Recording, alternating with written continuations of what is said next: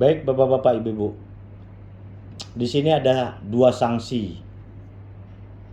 Sanksi pidana dan tindakan. Nah, ini yang harus kita pahami. Pasal 69 menyatakan anak hanya dapat dijatuhi pidana atau dikenakan tindakan berdasarkan ketentuan undang-undang ini.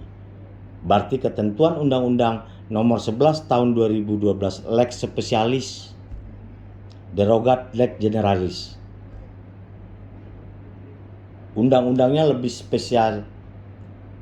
Ketentuan perkara anak yang anak sebagai pelakunya diatur di dalam undang-undang ini. Titik berat anak yang dilakukan oleh si korban terhadap korban itu di dalam undang-undang ketentuan perlindungan anak.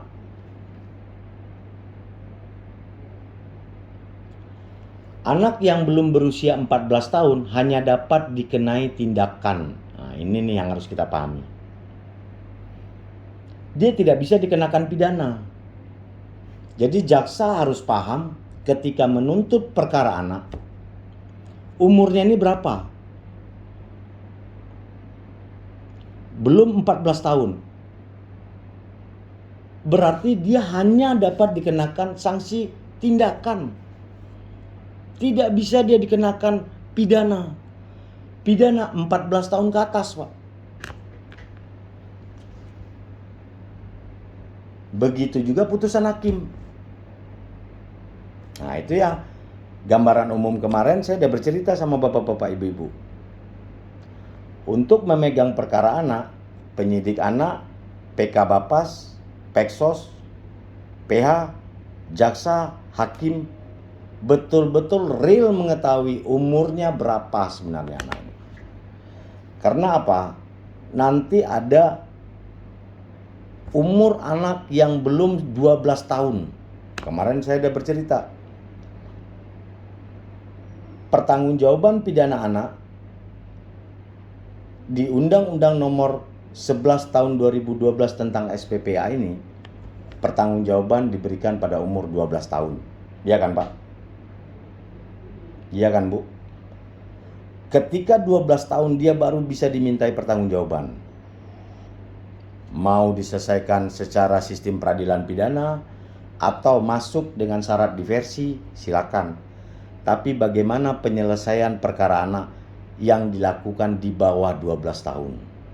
Itu berbeda lagi acaranya, Pak. Mau 10 kali dia membunuh, mau 20 kali dia memperkosa anak di bawah 12 tahun, hanya dua putusan yang dapat diberikan oleh penyidik. Dikembalikan kepada orang tua atau mengikuti pelatihan selama 6 bulan. Apa nggak bisa diperalat anak umur yang seperti itu oleh mafia-mafia, oleh jaringan narkoba? Beda lagi acaranya. Jadi intinya di sini, ketika perkara anak disidik oleh penyidik, betul-betullah mencari dasar umur si anak itu berapa. Ada akte kelahirannya. Oh, nggak ada, Pak. Dia anak orang kampung. Dia lahir dengan dukun. Nah, tambah repot lagi tuh. Udah dia nggak sekolah. Kalau ada ijazah sekolah masih bisa kita cari, iya kan, Pak? Ini dia lahir dari dukun di pelosok, di perkampungan yang perlu menempuh 10 jam PK Bapas untuk mencari ke kampung halamannya. Bagaimana caranya? Panjang prosesnya, Pak.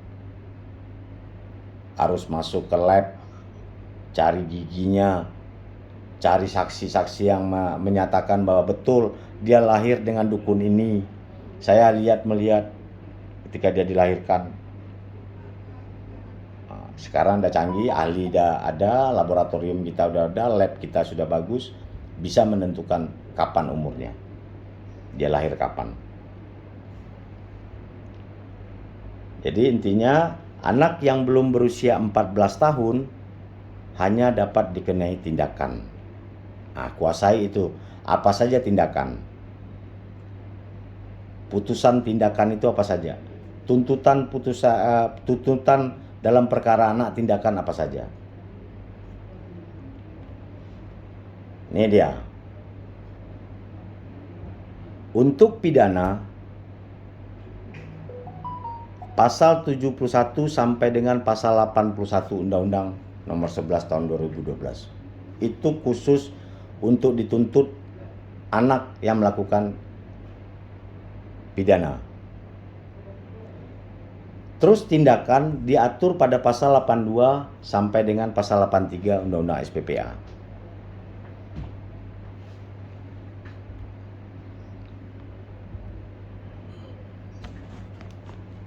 Di sini kita dilihat, muncul pertanyaan, kapan dijatuhi pidana? Terhadap perkara anak yang boleh dijatuhi hukuman pidana, yaitu diancam dengan pidana penjara 7 tahun ke atas. Kalau belum 7 tahun, itu tidak boleh jaksa menuntut anak dengan pidana. Kapan usianya? Usianya berada pada umur 14 tahun ke atas dan sebelum 18 tahun.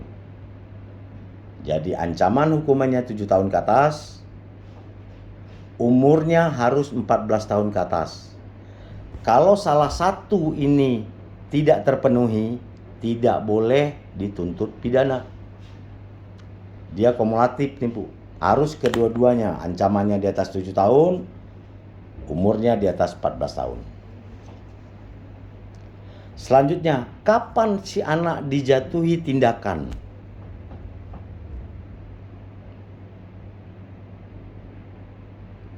Diancam dengan pidana penjara 4 di bawah 7 tahun, belum sampai di angka 7 tahun. Usianya belum 14 tahun. Nah, ring tabelnya berarti ada. Usia anak 12 tahun sampai belum 14 tahun, itu hanya tindakan. Umur anak di 14 tahun ke atas sampai di bawah 18 tahun ke atas dan ancamannya 7 tahun ke atas, ring tabelnya itu boleh ibu pidana. Masuk kategori. Muncul saya pertanyaan. Buka moodnya yang bisa menjawab. Bagaimana dengan usia 14 tahun, udah 14 tahun, tapi belum 18 tahun? Ancaman hukumannya di bawah 7 tahun atau di atas 7 tahun. Boleh nggak bapak-bapak ibu-ibu jatuhi hukuman tindakan? Siapa yang bisa menjawab? Silakan.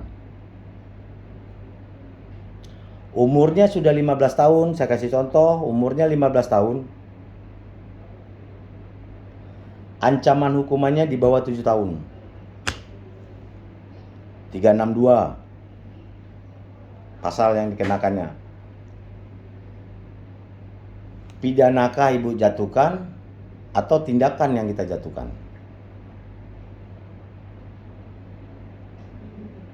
Siapa yang bisa bantu saya? Tindakan Bapak. Apa alasannya? Karena tadi Maria, Bapak kan kalau mau dijatuhin pidana dia harus kumulatif Pak. harus kumulatif. Oke, berarti ini tidak kumulatif. Umurnya 15 tahun loh. Siap Bapak. 15 tahun tapi ancaman di bawah 7 tahun Pak. 15 tahun tapi ancaman di bawah 7 tahun. Kalau umurnya 16 tahun, ancamannya di atas 7 tahun. Apa yang saudara lakukan selaku jaksa Maria? Izin Bapak, pidana Bapak. Pidana. Kenapa harus pidana alasannya? Karena ancamannya di atas 7 tahun dan usianya sudah masuk 14 sampai dengan 18 tahun Pak. Izin Pak. Oke. Dan syarat kumulatifnya tadi terpenuhi Pak untuk dijatuhin pidana. Baik, ada yang lain selain Maria? Izin jawab. Dari Di Karanganyar. Kajari Karanganyar, Harsi ya? Ya. Silakan Mbak Harsi. Itu semua tergantung sama keadaannya dari anak tersebut, Pak. Misalnya kita baca juga litmasnya. Saran dari litmasnya apa? Kalau dia bukan pengulangan tindak pidana, kita bisa pertimbangan untuk menjatuhkan tindakan. Tapi kalau sudah pengulangan tindak pidana, lalu orang tuanya tidak mau lagi membina, kemudian dia sudah tidak sekolah, Ya. bisa kita jatuhi penjara. Tapi kalau masih merupakan pengulangan tindak pidana, kita bisa jatuhi dengan tindak. Oke. Terima kasih Mbak Arsi. Jadi begini, dalam pelaksanaan putusan hakim ini, kita pasti akan berbicara, ini tidak diversi lagi. Ini masuk dalam penyelesaian perkara anak di dalam sistem peradilan pidana. Ya kan? Ini adalah anak-anak yang tidak memenuhi syarat diversi. Makanya ada putusan hakim. Apabila dia masuk syarat diversi, berarti hanya adanya pelaksanaan di dalam keputusan diversi. Karena ini tidak memenuhi syarat diversi, jadi kita berproses, kita melaksanakan putusan hakim. Tadi Mbak Maria bilang harus pidana. Mbak Arsi mempertimbangkan, lihat sisi-sisi baik, mana tahu ada sisi damai atau apa. Filosofi dari Undang-Undang SPPA, tadi sudah saya gambarkan. Yang terendah baru sampai yang tertinggi penjara. Untuk kasus pidana anak, selagi bisa saudara jatuhkan hukuman tindakan, tidak bermasalah.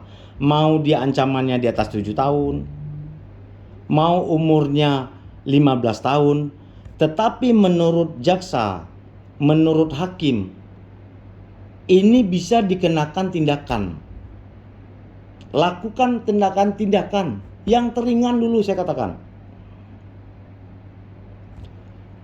Walaupun syaratnya masuk ke kategori pidana. Tapi kalau syaratnya itu tindakan, umurnya 13 tahun, belum 14 tahun, ancamannya di bawah 7 tahun, saudara jatuhkan tuntutan sama putusan pidana, itu tidak boleh.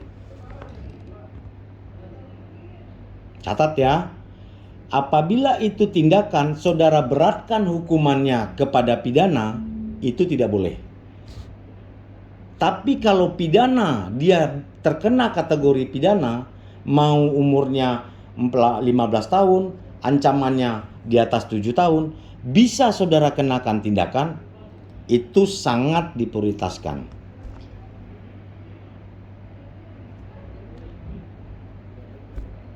Itulah sanksi beban yang diberikan kepada terhadap anak, bagaimana mendapatkan yang seringan-ringannya dia. Oke ya, yang terberat bisa kita ringankan, yang ringan jangan coba-coba diberatkan untuk si anak. Karena kita cinta terhadap anak. Generasi penerus, generasi bangsa yang nanti dia akan menjadi jaksa, menjadi polisi, menjadi pengacara. Jangan dimatikan, dirusak mentalnya. Tetapi bagaimana kita membangunkan, mengembalikan keadaan semula lagi. Dia bisa berproses belajar, mengajar dengan baik. Dengan kesalahan dia pada saat ini, dia bisa berkaca. Ini loh dampaknya kalau aku melakukan ini. Ternyata aku berproses pidana. Aku harus hadis ke ruang sidang. Orang tuaku sibuk. Butuh waktu mengurus aku. Proses tiap hari sidang, tiap minggu sidang. Nah, itu yang kita pertimbangkan. Pokoknya intinya yang ringan jangan saudara bikin berat. Itu tidak boleh. Yang berat boleh saudara ringankan untuk perkara anak. Silakan lakukan itu. Ini dia yang saya ceritakan, ada pidana penjara apabila saudara jumpai hal-hal yang seperti ini. Ini ketika nangani perkara muncul. Pertama, anak baru pertama kali melakukan tindak pidana. Jangan dijatuhi hukuman penjara. Kerugian dan penderitaan korban tidak terlalu besar. Korban hanya kehilangan sepeda yang bisa dalam konteks diganti. Anak telah membayar ganti rugi kerugian korban, masih juga mau dipenjarakan. Anak tidak menyadari bahwa tindak pidana yang dilakukan akan menimbulkan akibat yang besar. Dia main mercun, dia nggak nyangka tuh mercun ini akan meledak begitu besar, di luar ekspektasi dia. Ternyata terbakar rumah orang, kan nggak nyangka. Tindak pidana terjadi karena hasutan yang sangat kuat dari si korban. Berantem dia, dipancing-pancing sama korban. Lu berani nggak sama saya? Begini-begini, akhirnya dipukulnya.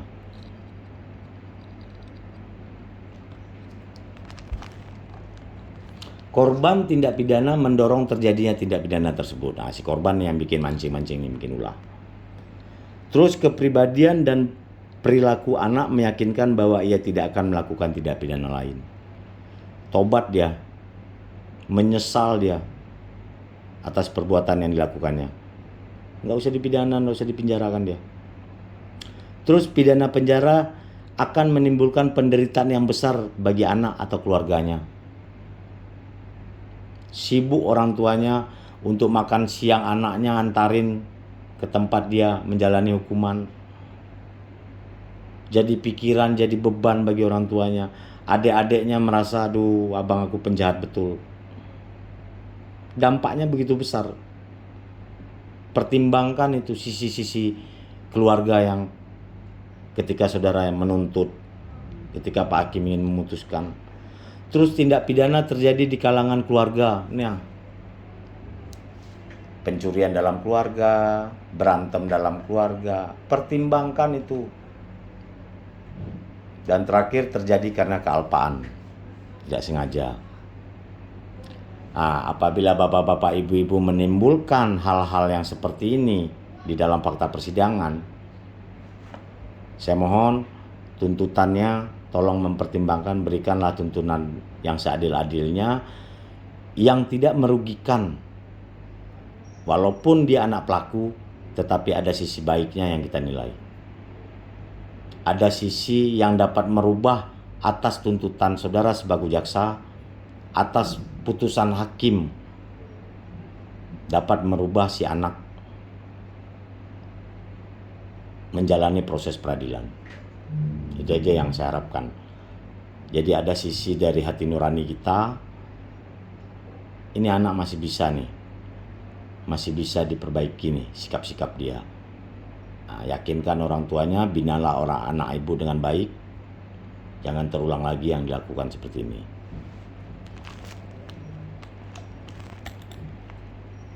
Nih, penjatuhan pidana wajib memperhatikan kepentingan terbaik bagi anak. Wajib loh memperhatikan kepentingan terbaik bagi anak. Tuntutan jaksa, pertimbangan PK Bapas,